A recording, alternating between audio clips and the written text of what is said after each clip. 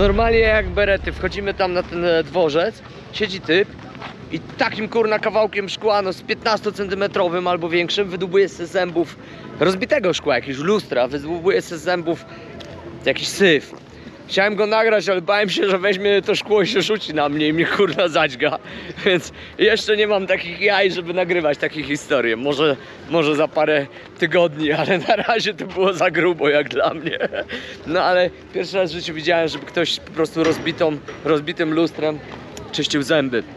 Chłopaki robią podróbki dywaników do samochodu tych gumowych. Wycina z takiej gumy, później farbą pisze markę samochodu. No i generalnie chcesz do Forda, masz do Forda. Chcesz do Porsche, masz do Porsche. Kolesie ci zrobią dowolne dywaniki do samochodu. Z trującej, toksycznej gumy. Ale jaja.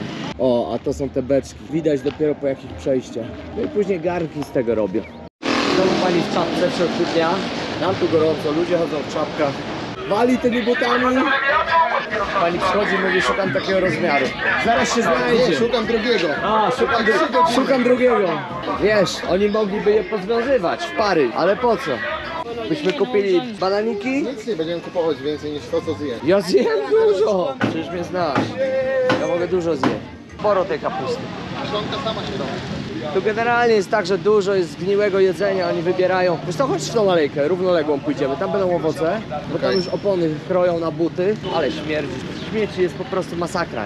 No ale tak ma być, taki klimat lokalny. Tak lepiej niż w Kenii. Tak? No tak, w Kenii tak. Smród naturalny, a smród chemii. Spalonych opon, plastiku. To prawda. A może małego arbuzika weźmiemy? Nie masz dość.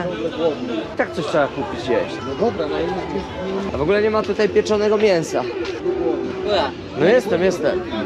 Nie chcą niektórzy, żeby nagrywać. Zasłaniają twarze, a my tu na bezczelnego, arogancko z kamerą w ręku. Gdzie były te małe banany? Tylko nie prowadź mnie w stoisko rybne, proszę. Ani mięsne, bo się zachlastam.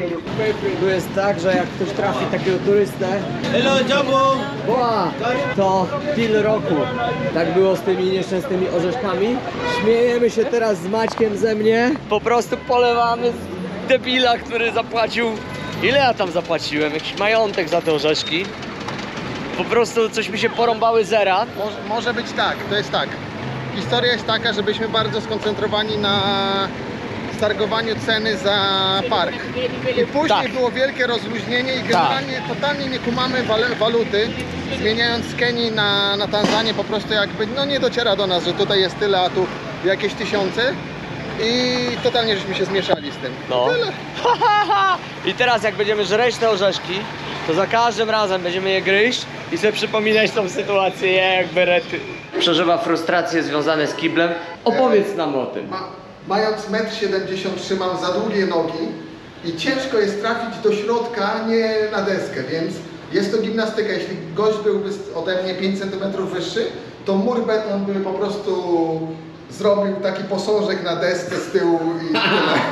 A mnie najbardziej bawią te pisuary. Leję do pisuaru, a tu idzie jakaś pani. No po prostu masakra. I jeszcze lustra, w których wszystko się odbija. Powinniśmy ją obrać ze skóry, ale nie mamy za bardzo czym, nie chce nam się za bardzo, bo ja bym obieraczką obierał. Tego małego noża możemy twojego użyć. No to będziesz używał, dobra. Generalnie jeśli chodzi o pestki, to możesz je gryźć i będzie taki smak trochę pieprzu. Biorę. Ale też możesz je połykać i po prostu one są przeciwrobakowe. To wolę je pogryźć. Odrobaczają. Rzeczywiście są ostre. O, pikantne, bardzo pikantne. Normalnie możesz je po prostu wysuszyć i później jak taki pieprz trochę stosować. Ty, no są jak pieprz, zarąbiste, nie wiedziałem. No, a teraz... Ty, a jak się ich nażre, to jutro na safari nie będzie problemu? Nie, ja nigdy nie miałem żadnych sensacji. A? Dobra, to co? Obgryź od skóry. Odgryzam tak, skórę. spróbuj. Czekaj, zrzucimy pestki, żebyś nie mieszał smaku. No. Bo smak papai jest inny niż pestek. Ale dobra. Zarąbista. Dużo lepsza niż ta w Polsce. Zarębista. W Polsce nie ma papai. Komerka. W Biedronce! Kłamca! Liar! A i w ogóle to zajebiście, bo spotkaliśmy tu Polaka, nie? Także gdzieś tam się włóczy, zaraz go wypytamy, może się otworzy i coś nam opowie. Jesteśmy tu w tym hostelu. No i jak to właśnie w hostelu, najfajniejsza rzecz, że się spotyka fajnych podróżników, fajnych ludzi. Tam spotkaliśmy Polaka, w ogóle ja jak berety. Łukasza i Maja z Niemiec, więc oni sobie siedzą, gadają po angielsku, a my tutaj sobie kurde z Łukaszem coś pogadamy. Opowiadaj, dawajcie do słońca, bo cię chłopie nie widać. Koleś ma po prostu jaja jak byk. Opowiadaj, co zrobiłeś, bo normalnie No, nie mogę zacząłem wierzyć. podróż od Madagaskaru, tam jechałem trochę busami, skończyłem busami Fiana Rancoa, wynająłem sobie rower i dojechałem do Tany na rowerze, tam 400 km przejechałem przez 4 dni. To tam był trochę hardcore, bo Madagaskar ogólnie nie należy do bezpiecznych No krajów. słyszałem, kuźwa, nie? Także było wesoło, ale nie miałem żadnej takiej sytuacji. Później pojechałem Pozytywne sobie nastawienie, nie? I wszystko Tak, dobrze. tak. Zawsze. No, kurde. później pojechałem na Zanzibar, tam pochillowałem sobie trochę na święta i Sylwestra. No i później przyjechałem do Dar es Salaam i kupiłem rower. I 700 km przejechałem na rowerze. Pierdziele w tym upale, nie? No, było ciężko, Opowiedz, jak bo- tam było, że rano zaczynałeś... szybko Tak, no kończyłeś. musiałem wstawać koło 5:30, zanim jeszcze słońce nie wzeszło, no i jechałem tak 4-5 godzin, robiłem po 50-60 km, no ale tu jest ciężko, bo jest wilgotność bardzo duża, nie? Jest 90% wilgotności, to czasami jak tak zawiał wiatr, to jak w saunie się czułem, także Ja było pierniczę. ciężko, bo wszystki ten prok z drogi leciał mi na twarz i z potem to spływało do oczu, także to był dramat. Kilo soli musiałeś zjeść pewnie, A żeby po drugie uzupełnić. nie przygotowałem się w ogóle, bo to była spontaniczna decyzja, pojechałem do Dar, nie wiedziałem co robić, w sumie nie miałem pomysłu, także uznałem, że kupię sobie rower i pojadę przez Afrykę na rowerze. Ja pierdzielę. Także miałem trochę za dużo bagażu ze sobą też i Na plecach to wiesz, czy w sakwach? jeden plecak miałem na plecach, a drugi miałem na bagażniku linkami przywiązany. Zarąbiście. No i co, 700 km w 700 Afryce? km, tak, Upale.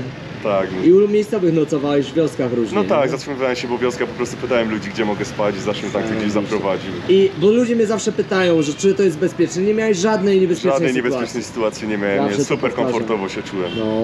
Bardzo pomocni byli miejscowi, zresztą zawsze mnie Rewelacja. tam gdzieś zaprowadzili. I co zrobiłeś z tym rowerem? Tutaj koleżanka wolontariat robi w szkole, także zawiozłem rower do szkoły, jakim dzieciakom dałem. Tu dzieciaki mają czasami daleko do szkoły, nie mają jak dojeżdżać, także się im przyda. No normalnie ten koleś to ma jaja, my przy nim to jesteśmy cienkie bolki. A jakbyś chciał powiedzieć ludziom, którzy się boją, bo kurde niebezpiecznie, bo rodzina, bo praca, bo to... Wyjeżdżaj. Podstawowe środki ostrożności zawsze trzeba zachować wszędzie, nie wiadomo, ale to tak samo w Europie się coś może zdarzyć. No właśnie. Nie wiem, ja mieszkam na przykład w Holandii, to w Rotterdamie zdarzają się wybuchy jakieś na ulicach kilka razy w tygodniu. No. Także ja się tutaj dużo bezpieczniej czuję niż na przykład w Europie. No właśnie. Wiadomo, czasami po nocach no, ostrożnie jest wychodzeniem na zewnątrz, ale też chodziłem po nocach po tych wioskach i raczej Nic się nie działo, nie? raczej każdy był zainteresowany. Tak. To w sumie ile? 4 miesiące będą? Nie, 3 miesiące, 3 bo jeszcze z miesiące. miesiąc pobędę, tak, no myślę, że tak, za jakieś 3-4 tygodnie będę się zbierał do domu. Wielki szacun, wielkie dzięki, naprawdę No, kurde. dzięki. To jest coś, takich ludzi popieram, takich ludzi wspieram i po prostu uwielbiam i dlatego lubię hostele, bo się spotyka takich zarąbistych kolesi i naprawdę fajnych ludzi w takich miejscach.